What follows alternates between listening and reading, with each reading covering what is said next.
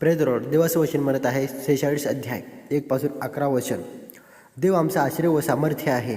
तो संकटसमयी सहाय्य करण्यास सदा सिद्ध असतो. म्हणून पृथ्वी उलटी पालती झाली, पर्वत कोसळून सारगत बुडाले, सागराच्या लाटा गरजून उसळल्या, त्याच्या उंच बळाने पर्वत हल्ले तरी आम्ही भिणार नाही.